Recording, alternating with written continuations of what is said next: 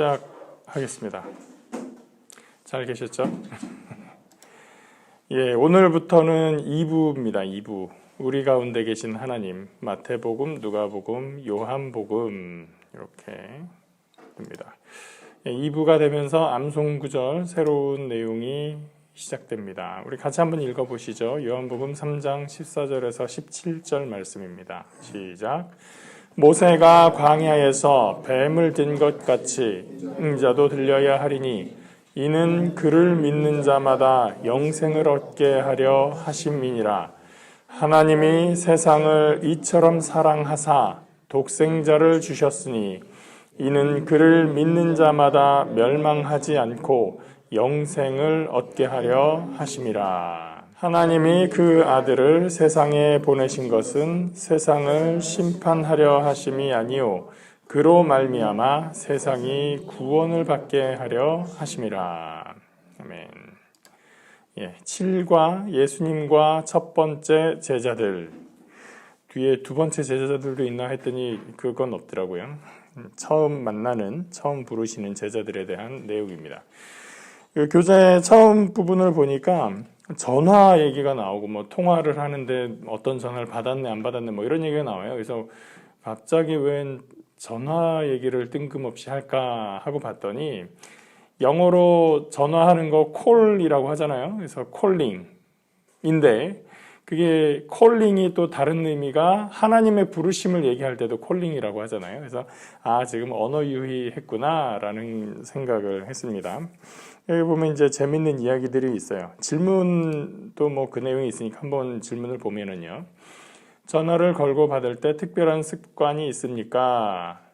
여기서 얘기하는 건 누구 전화는 받고 누구 전화는 안 받고 라든지 요때는 전화를 좀 안 받아주고 그 다음에 뭐 두 번째 전화 왔을 때 어떻게 하고 뭐 이런다든지 그런 습관들 거기에 대해서 그런 습관 속에 담긴 나의 마음 이런 것들을 얘기를 하는 것 같아요. 두 번째 질문도 한번 보면요. 그런 습관이 지금까지 유익했나요? 혹시 문제가 된 적은 없습니까? 이런 건데요. 전화가 왔을 때 누구 전화를 가려받는다라든지 아니면 전화를 받는 것 때문에 누구와 다퉜다든지 그런 경험들이 있을 수도 있을 것 같아요. 예를 들면 저 같은 경우는 이제 예배도 있고 뭐 같은 사무실에 있다가 보면 전화 울리면 시끄러우니까 진동으로 이제 계속 해놓는 경우가 많았단 말이에요. 그러면 전화 안 받으면 뭐 아이라든지 뭐 전화해가지고 왜 전화 안 받냐고 막 뭐라고 할 때가 있어요. 그래서 또 안 받는 것 때문에 뭘 하니까 올려놓고 나면 또 사무실에 방해가 되고 이런 일들이 좀 있었는데 그런 가벼운 어떤 문제랄까 가벼운 상황부터 시작해서 여러 가지 이런 전화에 관련된 습관 때문에 에피소드들 혹은 심각한 관계의 문제들까지 다양한 경험들이 있었을 겁니다. 거기에서 이제 중요한 건 하나님의 부르심, 이제 오늘 본문에서는 예수님께서 제자들을 부르시는 것에 대한 내용인데요. 하나님의 부르심이 있을 때 나는 과연 어떻게 응답하는가라는 것에 대해서 이제 얘기를 해보고 싶다라는 서두로 이해를 하면 될 것 같습니다. 본론으로 들어가기 전에 지난 시간 배운 내용 잠깐 보면 우리가 예수님의 침례에 대해서 배웠고 그 다음에 광야로 가서 시험 받으신 이야기까지 배웠습니다. 그 다음 본문을 보면 이제 침례 요한이 헤롯에 의해서 잡혀가고 그 소식을 들으신 예수님께서 갈릴리로 물러나시는 장면이 있죠. 이제 마태복음 4장 12절 말씀입니다. 예수께서 요한이 잡혔음을 들으시고 갈릴리로 물러가셨다가 나사렛을 떠나 스불론과 납달리 지경 해변에 있는 가버나움에 가서 사시니.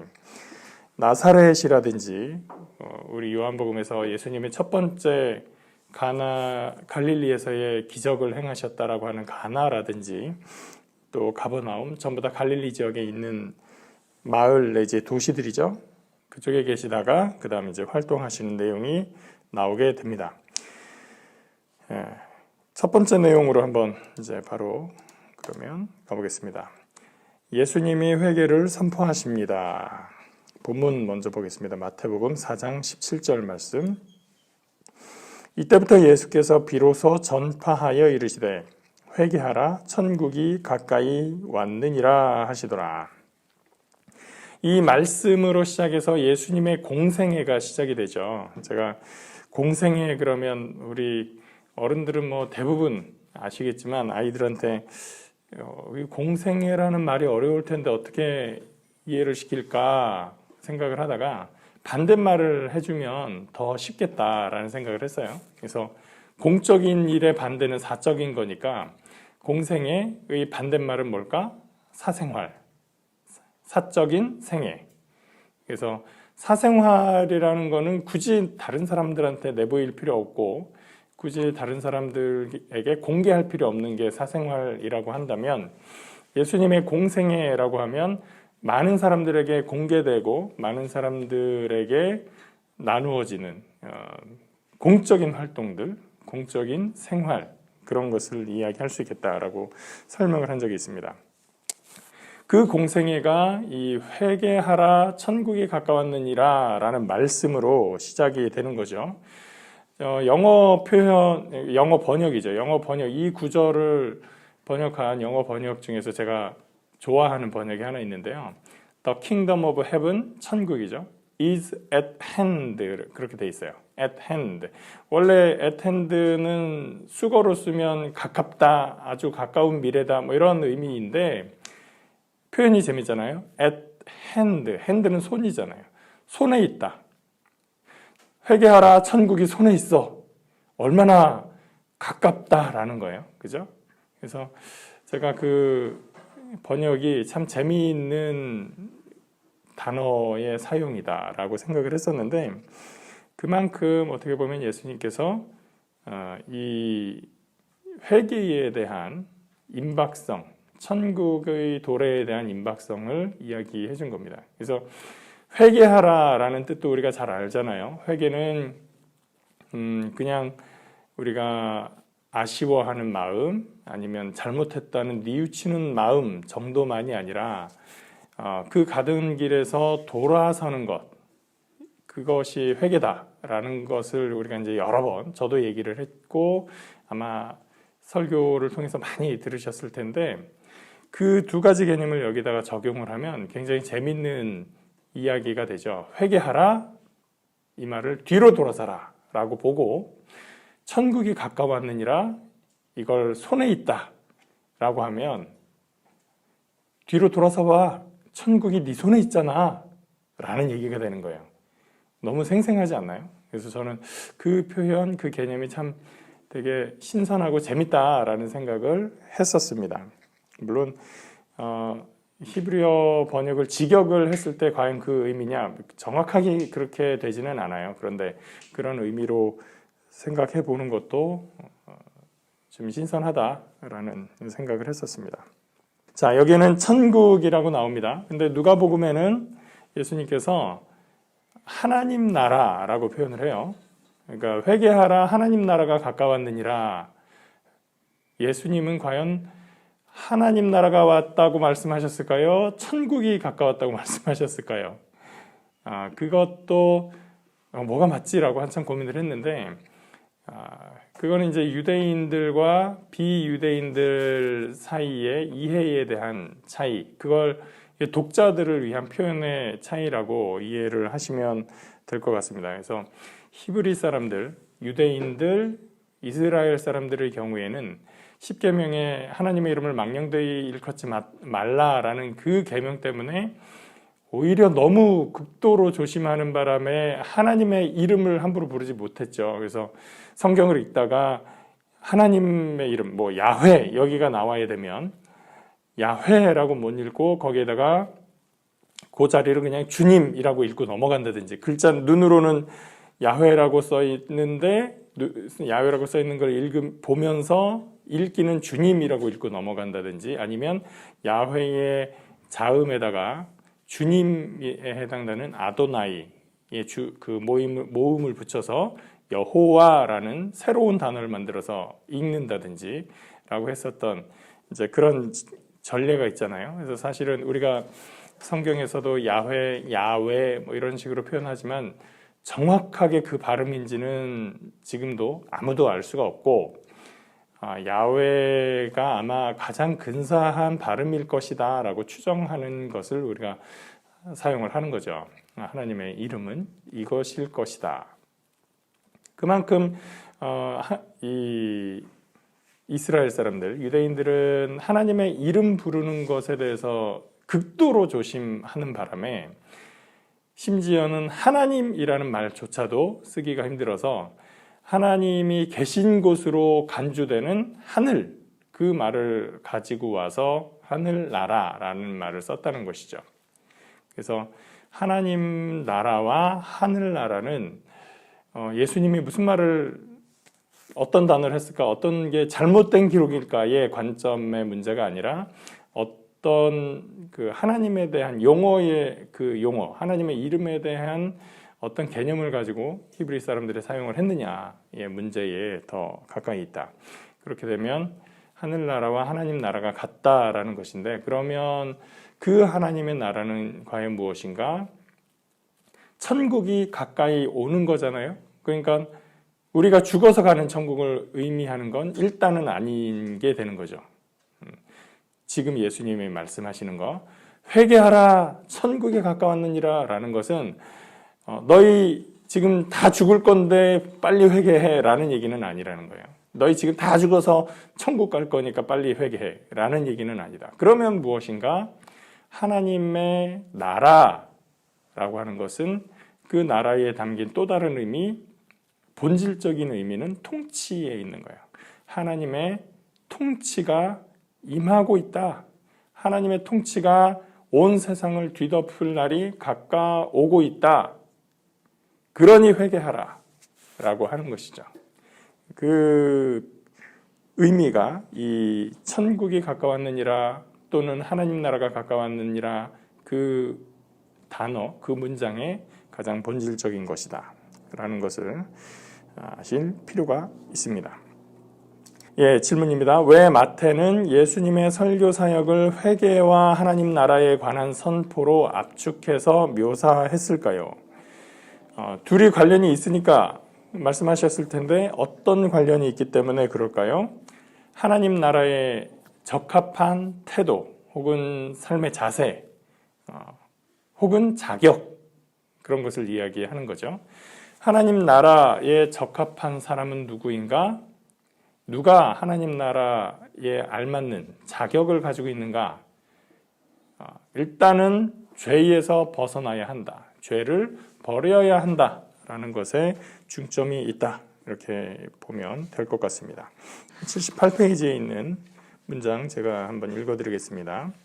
예수님의 사역은 회개의 선포로 시작되었습니다. 그런데 여기서 두 가지 의문이 생깁니다. 첫째, 예수님은 왜 회개를 선포하셨을까요? 예수님은 회개해야 하는 이유를 이렇게 말씀하셨습니다. 천국이 가까이 왔느니라. 이것이 우리가 회개해야 하는 근본적인 이유입니다. 그래서 천국이 가까운 것 자체가 회개를 해야 되는 이유이다라는 것을 하나 여기서 지적을 해주고 있고요. 두 번째를 이야기하는 문단으로 넘어가겠습니다. 몇 줄 아래에.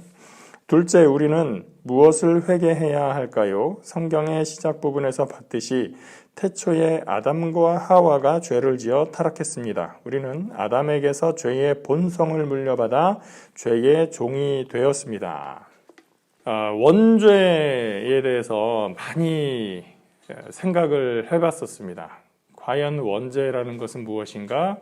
원죄는 유전되는 것인가? 라는 것에 대해서 생각을 많이 했었고 여러 글들도 읽었었는데 제가 그 중에 좀 집중하는 것, 관심을 갖는 것은 죄의 본성이라고 표현되어 있는데 죄에 대한 가능성이라고 표현할 수도 있을 것 같고요. 우리는 모두가 죄에 대해서 유혹이라고 표현을 할 수도 있을 것 같아요. 유혹에 넘어갈 수 있을 만한 내 마음의 연약함일 수도 있고요. 누군가를 어떤 문제가 있을 때, 관계가 안 좋을 때, 미운 사람이 생겼을 때 나쁜 생각을 좀 하게 되거든요. 어떻게 골려주면 좋을까? 어떻게 혼내주면 좋을까? 라는 생각을 하다 보면 되게 못된 방식들을 막 상상을 하고 공상을 하고 생각을 해내기도 해요. 예전에 조금 이런 방법으로 괴롭힐 수도 있구나라는 생각을 한 적이 한 번 있었는데, 한번 얘기를 하다가 제가 대학원에 있을 때였는데 그때 학부생과 얘기를 하고 있었어요. 나이는 우리하고 거의 비슷했었는데 학교를 이제 늦게 온 거죠. 신학에 늦게 온 학부생이었었는데 얘기를 하다가 뭐 그런 사람은 뭐 이렇게 해야죠 하면서 골탕 먹일 얘기를 하면서 자동차 뒤에 그 구멍, 마후라라고 하죠, 머플러, 거기에다가 삶은 감자를 딱 막아버린다는 거예요. 그러면 시동을 걸면 차가 엔진이 돌아가는데 배기가 안 되니까 차가 망가져 버린다, 뭐 이런 얘기를.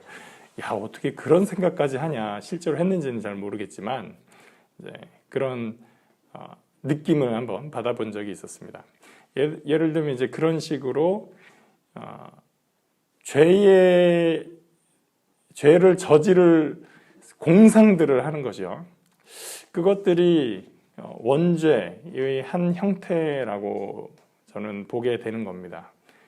우리가 실행하는, 우리가 예전에 원죄, 자범죄 이렇게 배우기도 많이 했었는데, 내가 실행한 죄에 대해서 회개하는 것도 있지만, 차마 내가 다른 여러 가지 이유로 인해서 저지르지는 않으나, 그러나 죄의 형태를 띤 어떤 나의 소원, 욕구, 욕망, 그런 것들이 원죄의 한 면이 되지 않겠나라는 생각을 했었어요.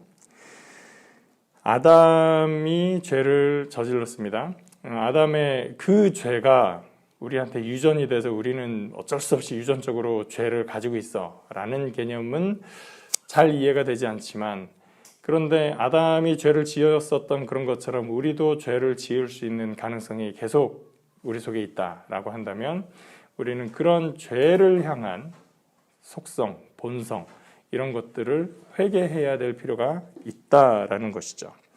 그래서 원죄, 내가 무슨 죄가 있어 라고 하는 그것 말고도 원죄라는 것에 대해서 우리가 생각해 볼 수 있겠다. 이 말도 재밌어서 한번 읽어보면, 하나님은 회개하면 용서해 주시겠다고 약속하시지만 머뭇거리는 사람에게는 내일을 약속하지 않으십니다. 질문입니다. 본문의 예수님 말씀에서 긴급함이 느껴집니까? 그렇다면, 또는 그렇지 않다면 그 이유는 무엇입니까? 제가 그 at hand 영어 막 써가면서 말씀드린 게 뭐냐면, 뒤를 돌아봐, 회개해봐, 그죠? 뒤를 돌아봐, 회개해라. 그러면 네 손에 천국이 있는 거야 라고 하면 얼마나 그 현장성이 있어요? 그런 긴급함을 가지고 예수님이 말씀하셨는데, 그 긴급함이 느껴지십니까? 느껴져 보시라고 제가 그렇게까지 설명을 한 거예요. 근데 듣고 보니 그런 것도 있겠네 라고 할 수 있으나, 어떤 사람들은 그게 라고 생각할 수도 있을 거예요. 그러나 중요한 건 예수님은 분명히 굉장히 임박한 것에 대한 이야기를 하셨다. 우리가 그거는 반드시 좀 생각을 해봐야 될 것 같습니다. 두 번째, 예수님이 의외의 사람들을 불러 모든 것을 버리고 주님을 따르게 하십니다. 그리고 이 질문이 나오는 거죠. 만약 나를 도와 세상을 변화시킬 드림팀을 짠다면 어떤 사람들로 구성하겠습니까? 그 이유는 무엇입니까?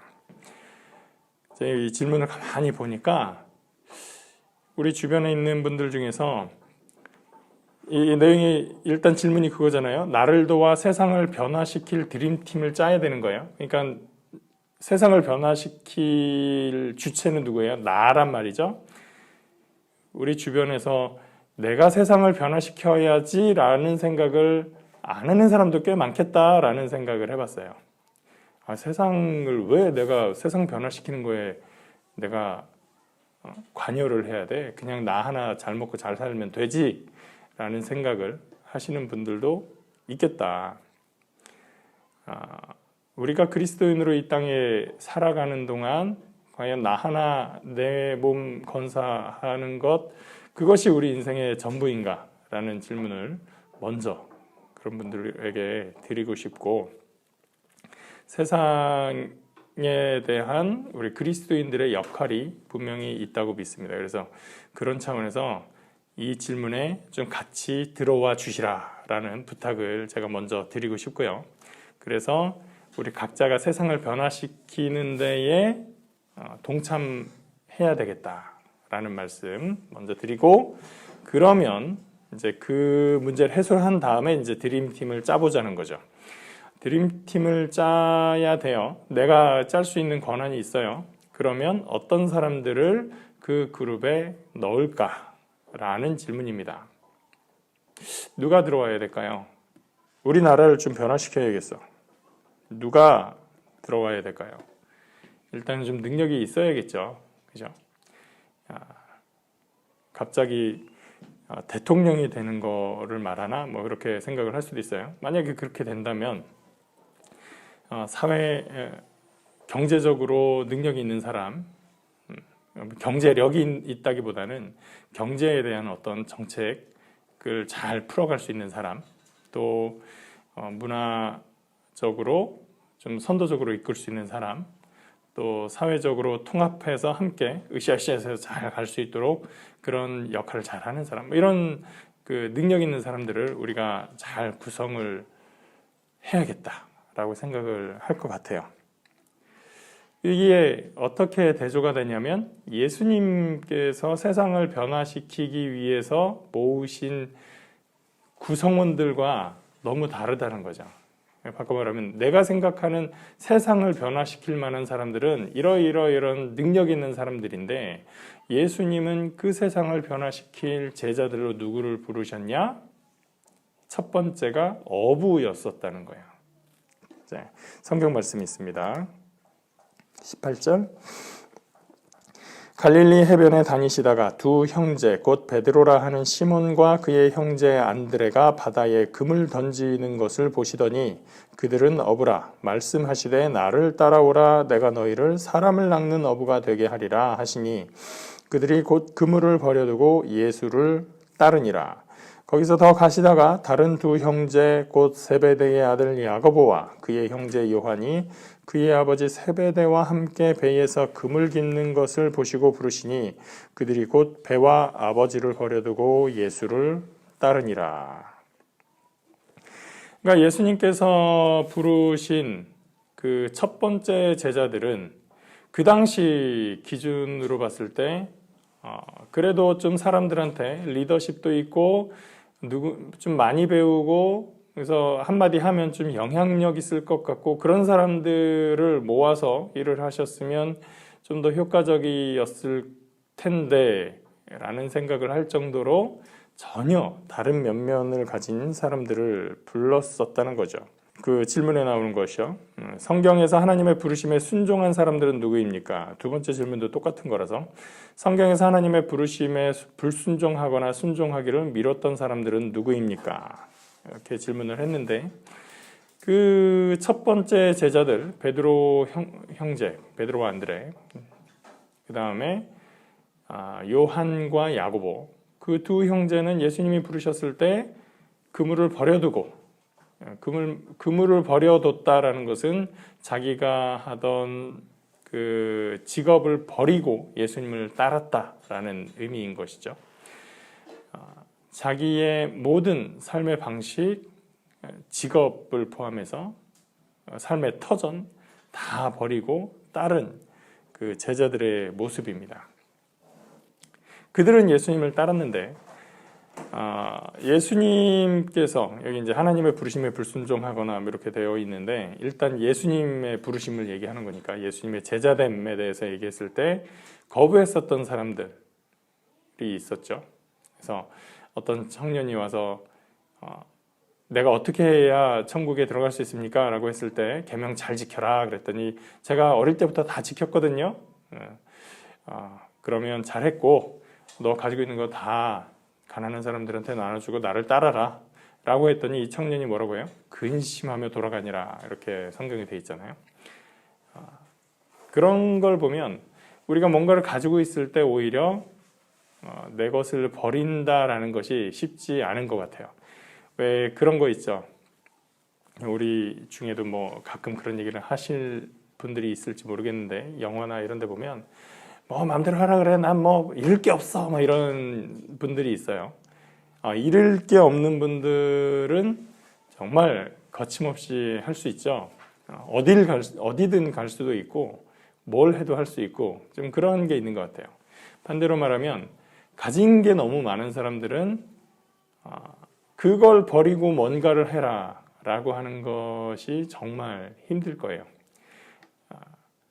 우리 아이가 엊그제 재밌는 얘기를 하나 했는데 우리가 여행을 가면 세상 그런 럭셔리한 여행이 없다는 거예요. 어디를 가도. 예를 들면 빌 게이츠가 요트 여행을 했대요. 3달인가 몇 달 동안을 했는데 요트를 몇천억짜리 요트를 사다가 거기에 어떤 요리사들을 막 채용을 해서 놓고 그 다음에 전 세계 어디를 다니면서 막 해가지고 사용한 돈이 수천억, 조 단위의 돈을 지출을 했다는 거예요. 그 돈이 그 사람의 가진 전체 재산의 0.7%를 사용을 했다는 거예요.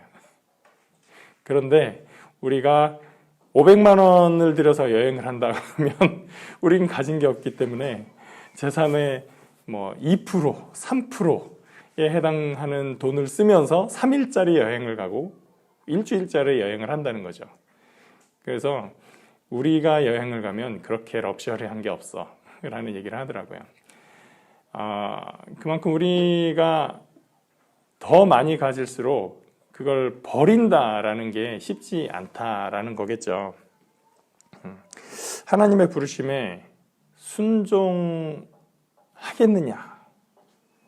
라는 것은 내가 가진 것을 버리겠느냐라는 질문하고 같을 수도 있습니다. 바꿔 말하면 내가 무엇을 더 소중하게 생각하느냐라는 질문일 수도 있는 거죠.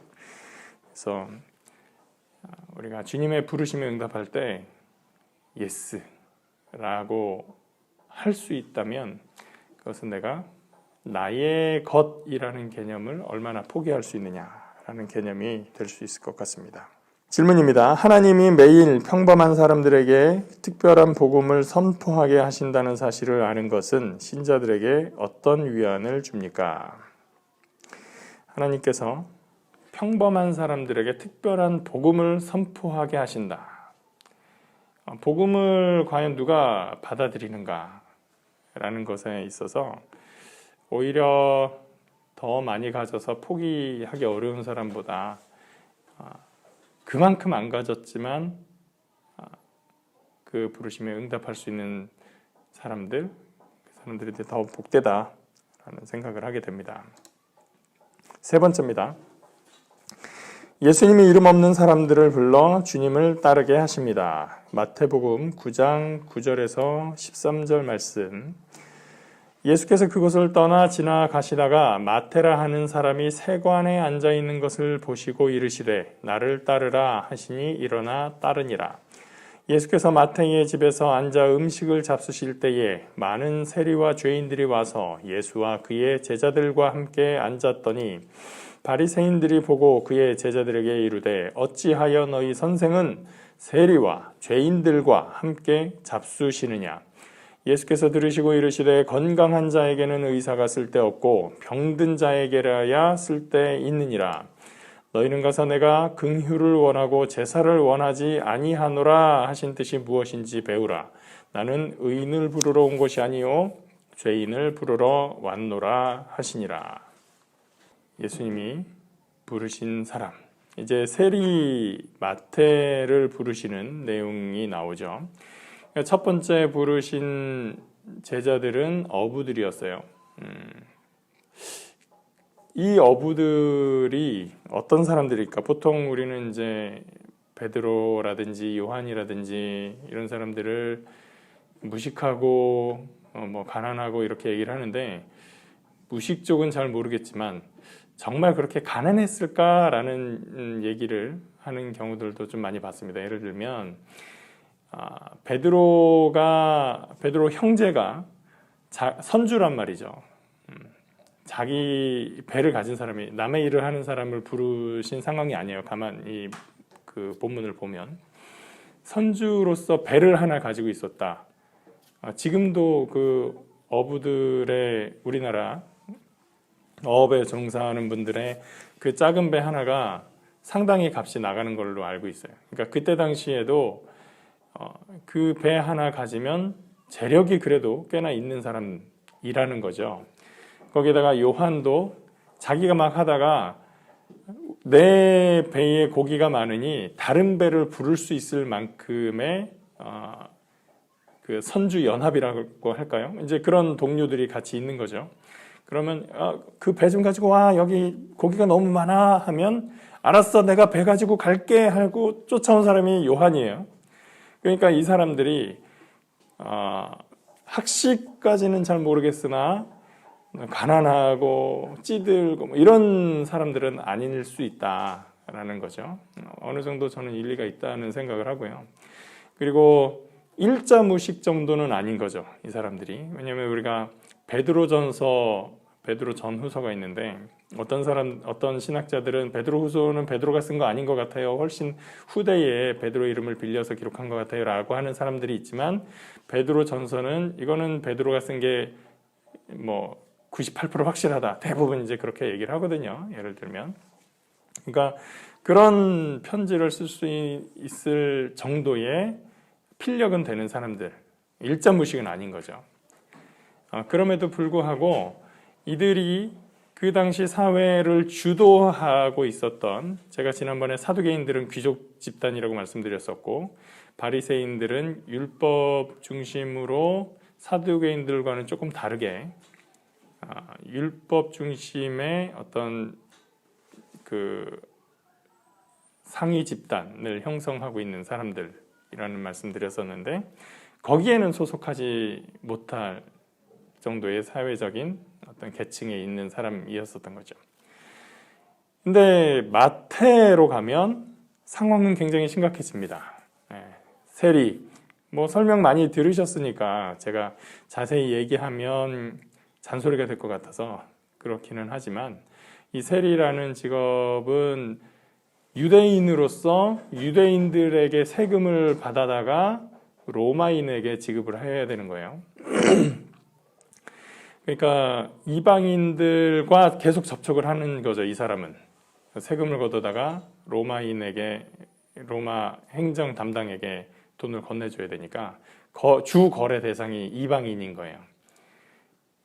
이방인을 만지기만 해도 부정하다라고 하는 사회에서 그런 사람이고, 그 다음에 그 돈을 걷는 과정도 깔끔하지 않고 때로는 이해되지 않는 세금도 걷기도 하고, 게다가 이 사람들의 보수는 로마에서 정부에서 책정해준 급여가 있지 않고, 우리는 정해진 세금만 받으면 되니까 나머지 경비와 너의 수익은 네가 알아서 걷어.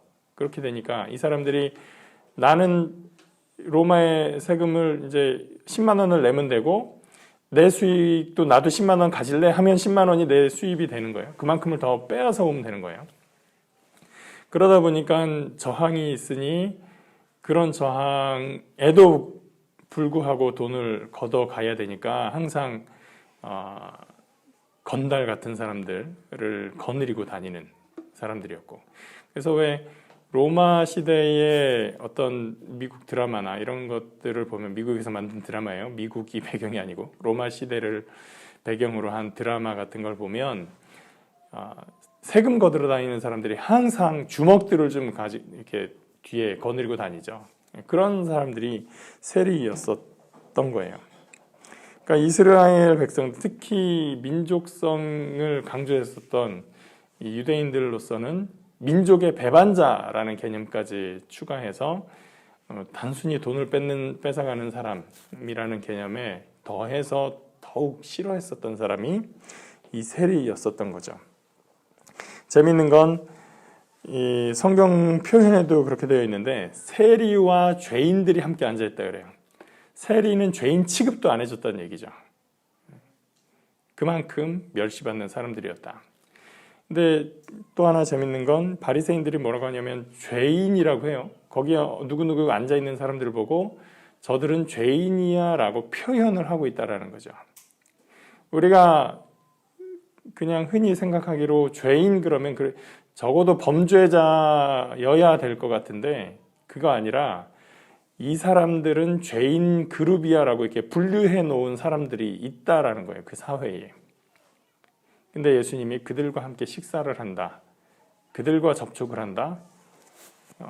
이해할 수 없는 행동인 거죠. 야, 니네는 스승이라는 사람이 무슨 죄인들하고 같이 앉아서 밥을 먹냐? 어떻게 저런 종자들하고 어울릴 수 있냐? 라는 개념의 표현이 여기에 들어간 거예요. 예수님이 말씀하시되 건강한 자에게는 의사가 쓸데없고 내가 온 것은 의인을 부르러 온 것이 아니라 죄인을 부르러 왔다. 예수님이 더 가치를 두겠다라고 하는 것은 이들이 죄인이다라고 하는 건 자기들은 의인이다라는 얘기잖아요. 너희 의인이라고 하는 사람들은 그것이 너희의 자부심이 되는 사람들은 나는 관심 없다 라고 얘기하시는 거예요. 우리가 교회에 오래 다녔을수록 이 말씀이 더 우리한테 예리하게 꽂혀야 될 필요가 있다고 생각을 합니다. 우리가 죄를 짓지 않고 살았기 때문에 다른 사람을 마치 바리새인이 되어서 이렇게 평가질하는 자리에 있기가 쉽거든요.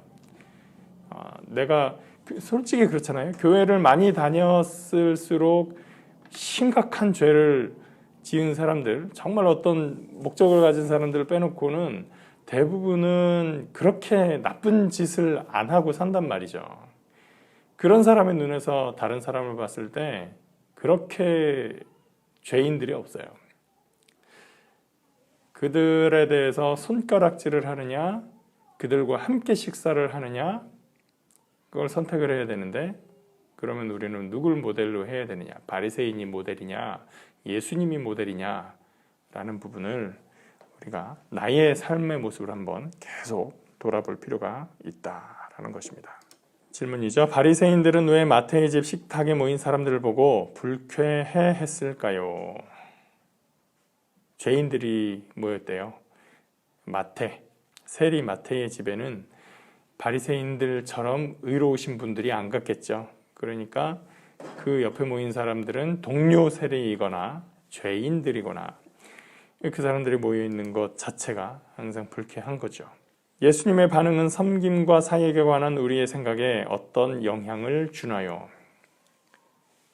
예수님 그들에 대해서 바리새인들의 질문에 대해서 예수님은 내가 이들과 식사하는 이유가 있지, 내가 이들을 위해서 왔지 라고 말씀하셨어요. 섬김과 사역에 관한 우리의 생각, 우리는 예수님의 이 뜻을 알고 이미 잘 섬기고 사역하시는 분들 많이 있죠. 그러나 그렇지 못한 사람들에게 이 질문을 하는 것 같아요. 제일 힘든 건 높은 자리에 있는 사람이 낮은 자리에 내려가는 것인 것 같아요. 더 어려운 건 낮은 자리에 있는 사람이 나처럼 높은 자리에 올라온 것을 인정하는 것, 그렇다고 얘기를 해야 될까요? 재밌는 얘기를 들었었는데 지난번에 우리 이영표 선교사님 말씀하신 내용하고 좀 관련이 있어요. 독일에 가신 분들, 파독 광부, 파독 간호사 이렇게 가신 분들이 한국에 대해서 알고 있는 이미지가 본인들이 떠났을 때의 이미지라고 얘기를 했잖아요. 70년대 초반. 그때의 한국이라는 나라를 알고 가서 그분들의 한국은 70년대 한국으로 멈춰져 있는 거예요.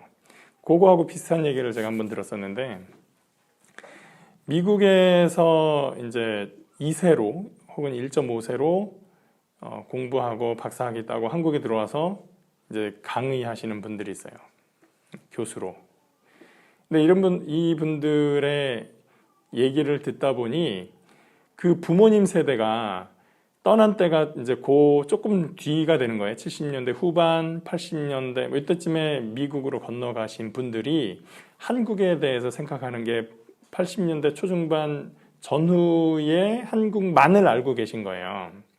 뭐 중간에 한 번씩 왔다 갔다 하더라도 내가 알고 있던 한국, 내가 싫어서 떠났던 한국, 아니면 내가 좀 더 잘 되기 위해서 떠났던 미국이니까 그때의 한국. 좀 슬픈 얘기인데 이분들이 한국 잘 되는 걸 그렇게 배아파한대요. 우리가 선진국으로 와서 여기서 이렇게 자리 잡고 잘 살고 있는데 한국이 더 잘 되면 내가 여기에 와 있는 게 의미가 없는 거예요. 그래서 한국이 잘 된다 그러면 괜히 좀 폄훼하고 그런 얘기들을 하신다는 거죠. 또 하나 재밌는 건 이제 미국 젊은 여성들 얘기인데 교포 사회에서 한 20대 젊은 여성들은 자기들이 한국에 오면 한국 남자들은 다 자기들을 좋아할 것이다 라는 생각을 한대요. 우리가 미국에서 왔는데, 선진국에서 왔는데 라는 생각을 많은 그 젊은 처자들이 하고 있다라는 거죠. 뭐 그런 선망을 가지고 있는 남자들도 있을지는 잘 모르겠는데 그런 겁니다. 그러니까 우리가 높다라는 생각을 하고 있을 때 내가 생각하기에 나보다 낮은 등급에 있는 사람이 나와 동일한 등급이 되었다라는 걸 받아들이기 너무 싫어하는 거죠. 바리새인들은 결코 세리와 죄인들을 동급으로 인정할 수 없을 거예요. 저렇게 더러운 사람들을, 저렇게 하나님도 모르는 불신앙인들, 죄인들을 그들과 손잡고 포옹하고 같이 밥 먹고 하하호호하고 그런 상상은 할 수가 없는 거죠. 우리가 세상의 사람들을 볼 때 어떻게 보고 있는가? 우리보다 더 위에 있는 사람들, 위에 있다고 생각하는 사람들에 대해서 우리가 생각하는 것보다 더 문제는 나보다 낮은 곳에 있다고 생각하는 사람들을 우리는 어떻게 대하고 있는가? 그렇다고 긍휼의 대상으로 불쌍한 사람들 동전 하나 던져주는 심정으로 그렇게 보는 것도 바람직하지 않은 것 같고요. 우리가 정말 인격 대 인격으로서 존중할 수 있는가? 그게 제일 중요한 문제인 것 같습니다. 82페이지 마지막 부분입니다. 우리는 그리스도를 본받을 것을 명령받았습니다. 그러므로 우리에게는 사회에서 멸시받고 거절당하는 사람들에게 복음을 전할 특권이 있습니다. 복음은 모두가 하나님의 형상대로 지음받은 존재라는 사실을 깨닫고 사회에서 소외된 자들의 자존감을 회복시켜 줄 것을 강권합니다. 예수님을 아는 사람이 그들에게 가서 복음을 전하지 않는다면 그들이 어떻게 예수님의 회개 선포와 부르심을 들으실 수 있겠습니까? 결론입니다. 회개의 부르심에 응답할 때 예수님이 죄인을 대신해 완전히 성취하신 일을 믿게 됩니다. 하나님은 자녀들에게 삶의 모든 여정에서 어디서든지 사람들에게 복음의 좋은 소식을 나누라고 명령하십니다. 그리스도의 몸 된 우리가 주님의 구원 계획을 증거할 때 죄인을 향한 하나님의 자비가 나타납니다. 우리는 누군가를 구원받지 못할 것 같다거나 섬김을 받기에 부족하다고 함부로 판단해 넘겨짚으려는 경향에 맞서야 합니다. 그리고 캔자스 시티 거리에서 만난 어떤 사람에 대한 이야기가 있어요. 우리가 세상에 있는 안 돼 보이는 사람들을 바라볼 때 어떻게 보는가? 그도 하나님께서 귀히 여기시는 하나님의 형상이라고 했을 때 나는 과연 적절하게 대응하고 대하고 있는가라는 이야기입니다. 마지막 문장 한 번 더 읽을게요. 주변 세계에 눈을 감지 마십시오. 당신 주변에 하나님이 두신 사람들을 돌아보십시오. 누군가를 하나님의 은혜를 받을 만하지 않다고 넘겨짚거나 단념하지 마십시오. 예수님은 의외의 사람들을 부르셨고 지금도 여전히 그렇게 하십니다. 어쩌면 어떤 사람들에게는 내가 하나님의 백성인 것이 의외의 사람일 수도 있다라는 생각도 하면서 오늘 본문 마치도록 하겠습니다. 기도하겠습니다. 좋으신 하나님 감사합니다. 주님께서 제자를 부르실 때 세상에서 참으로 능력 있을 것 같은 사람, 잘 나갈 것 같은 사람들 부르지 않으시고 어부인 사람, 세리인 사람, 세상 사람들이 보기에 흠모할 만하거나 자랑스럽지 않을 만한 것 같은 그런 사람들까지도 부르셨습니다. 하나님, 우리가 세상에서 다른 사람들을 볼 때 어디에 가치를 두고 보고 있는지 우리 스스로를 돌아보게 하시고 우리를 하나님의 형상으로 지으신 그리고 그 모든 사람들을 위해서 예수님께서 자기의 생명을 내어주신 그 참 의미를 다시 한번 묵상하고 기억하게 하여 주시옵소서. 오늘도 우리에게 복된 은혜 주신 것을 우리가 감사하는 하루 될 수 있도록 인도하여 주시옵소서. 감사드리며 예수님 이름으로 기도합니다. 아멘.